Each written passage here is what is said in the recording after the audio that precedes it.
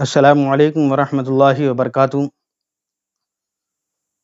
آج میں پھر آپ لوگوں کی خدمت میں حاضر ہوں اور بہت ہی اہم اور ضروری بات کرنے کے لیے آج میں آپ لوگوں کے سامنے آیا ہوں۔ یہ جو ماحول ہے لاک ڈاؤن اور زندگی کے حالات بہت ہی خراب ہوتے جا رہے ہیں۔ ایسے حالات میں انسان کی زندگی کس طریقے سے گزرنی چاہیے، اس پہلو پر میں بات کرنے والا ہوں۔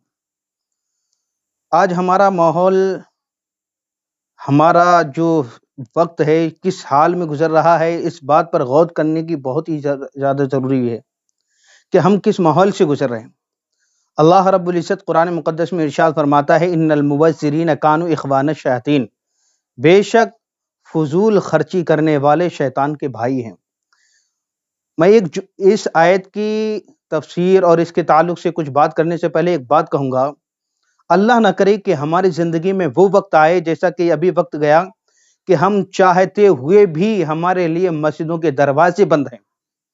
کہیں ایسا نہ ہو کہ وہ دن بھی ہماری زندگی میں آ جائے کہ ہم چاہیں کہ ہم توبہ استغفار کریں اور توبہ کا دروازہ بند ہو جائے۔ وہ دن ہماری زندگی میں نہ آئے کہ توبہ کا دروازہ بند ہو جائے اور ہم چاہیں کہ ہم اپنے گناہوں سے معافی مانگیں، توبہ کریں، استغفار کریں، مگر اس وقت توبہ استغفار کوئی نفع دینے والا نہ ہو۔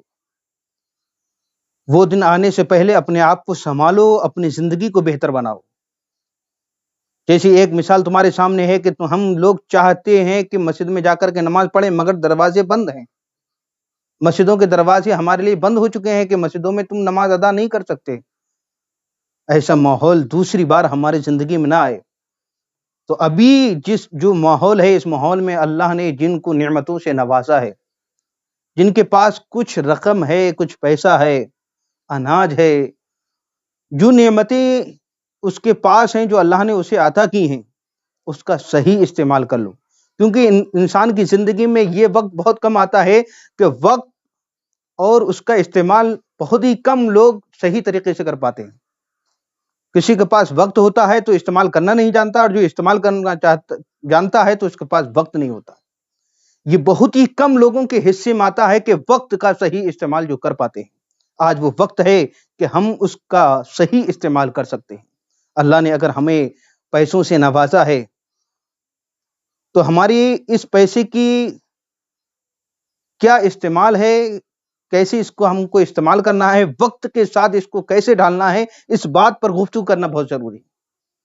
عزیزان ملت اسلامیہ، بڑی دکھ کے ساتھ یہ کہتا ہوں میں، آج جہاں ہمیں نماز پڑھنے کے لیے نہیں مل رہی ہے، ہمارے جمعوں پہ جمعہ چھوڑ رہے ہیں، پورا رمضان نکلنے کے قریب آ گیا، دہانے پر ہے، آخری جمعہ الوداع جمعہ اب آنے والا ہے، رمضان ختم ہو رہا ہے، مگر ہمارے مسلمان بھائیوں کے ذہنوں میں کیا اب بھی یہی بات ہے کہ ہم نئے کپڑوں کے ساتھ عید کریں گے، نئے چپلوں کے ساتھ عید کریں گے، نئے شوز کے ساتھ ہم عید کریں گے، کہ جب تک نیا کپڑا نہیں ہوگا ہماری عید نہیں ہوگی؟ ارے عید تو اس کی ہوتی ہے جو صحیح طریقے سے رمضان کے روزے رکھتا ہے، نماز پڑھتا ہے، عبادتیں کرتا ہے، تب جا کر کے رب کی طرف سے اسے عید کا انعام یہ ملتا ہے کہ آخری رات میں، جب عید کی والی رات جو ہوتی ہے، اس رات میں اللہ رب العزت اپنے بندوں کو، جنہوں نے اس رات میں، اس مہینے میں عبادتیں کی ہوتی ہیں، توبہ استغفار کیا ہوتا ہے، ان کو اللہ رب العزت اپنی رحمت سے بخش دیتا ہے۔ ان کے لیے عید یہ ہوتی ہے۔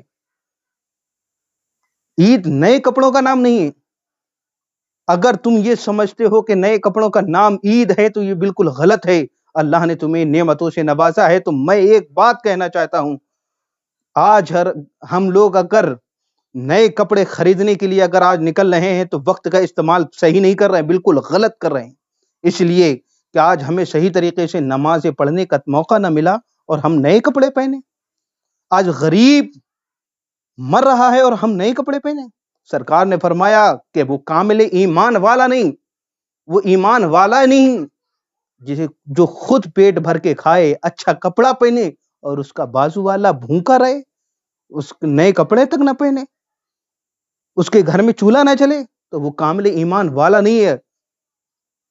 ایمان والا وہ ہے کہ خود کھائے اور اپنے پڑوسی کا پورا خیال رکھے کہ اس کے گھر میں کھانا پکا ہے یا نہیں پکا ہے، اس کے گھر میں فاقے تو نہیں ہو رہے ہیں۔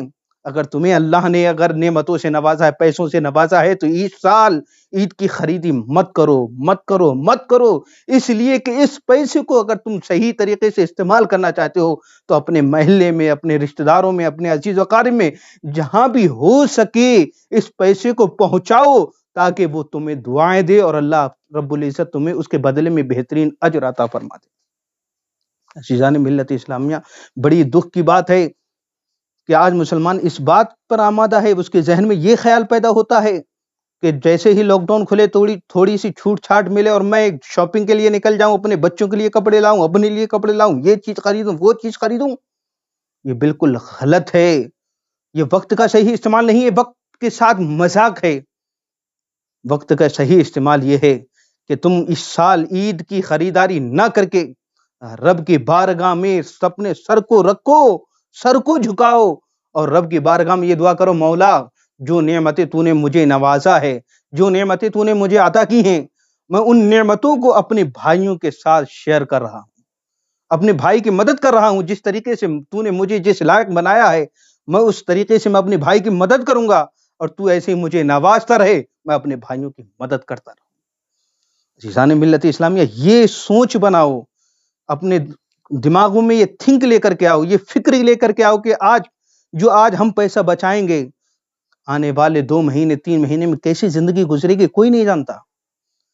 آگے کا سوچ کر کے چلو، دور اندیشی رکھو کہ آگے کی زندگی کیسی ہوگی۔ آج مزدور، تمہارے پڑوسی، رشتہ دار، محلے والے، شہر والے کس حال میں زندگی گزار رہے ہیں کچھ خبر بھی ہے؟ لوگ آج سڑکوں پہ پیدل چل کے جا رہے ہیں، پتہ ہے وہ کس لیے؟ صرف پیٹ کی خاطر کہ ان کے پاس پیسہ نہیں ہے۔ اگر چاہتے ہو کہ اللہ کی مخلوق کی مدد کرنا چاہتے ہو تو سب سے بہترین طریقہ یہ ہے کہ اس سال شاپنگ نہ کرو، عید کی شاپنگ نہ کر کے اپنے بھائی کی مدد کرو، جو بھی ہے۔ میں یہ نہیں کہتا خالی مسلمان کی تم مدد کرو، اگر تمہارے پڑوس میں اگر غیر مسلم بھی رہتا ہے تو اس کی مدد کرو، اس لیے کہ جان بچانا یہ بہت ہی زیادہ ضروری ہے، کیونکہ وہ تمہارا پڑوسی ہے۔ عزیزان ملت اسلامیہ، یہ بڑی ایسا ماحول ہے، ایسا وقت ہے کہ جس کے اندر ہر ایک کو ایک دوسرے کی مدد کی ضرورت ہے، اور جب تک ہم ایک دوسرے کے سپورٹ نہیں کریں گے ہم آگے نہیں بڑھ سکتے۔ اور اسلام یہی کہتا ہے کہ ایک دوسرے کی مدد کرو۔ مسلمان دوسرے مسلمان کا بھائی ہوتا ہے، اور بھائی ایک بھائی کو کبھی پریشان حال نہیں دیکھ سکتا، تو پھر ہم کیسے ہیں کہ اپنے بھائی کو پریشان دیکھیں گے؟ یہ ہمارا دل گوارا کرے گا؟ نہیں۔ قرآن خود کہتا ہے 26ویں پارے میں، انما المؤمنون اخوۃ، بے شک مسلمان آپس میں بھائی بھائی ہیں، ایک بھائی دوسرے بھائی کی مدد کرے۔ ایک بھائی دوسرے بھائی کی مدد کرتا ہے تو دوسرا بھائی دوسرے بھائی کی مدد کرے گا۔ یہ طریقہ ہے، اور اس طریقے سے اللہ رب العزت بہت خوش ہوتا ہے۔ اگر آج ہم نے یہ کام کیا ہے تو اس کا اجر بھی بہت ہی اچھا ملے گا، اور بہت ہی زیادہ اس کا اجر ایسا ملے گا جس کے ہمیں اندازہ نہیں، اس لیے کہ اللہ رب العزت خود ارشاد فرماتا ہے، واللہ یضاعف لمن یشاء، اللہ اپنی مرضی سے جس کو جتنا چاہتا ہے زیادہ عطا فرما دیتا ہے۔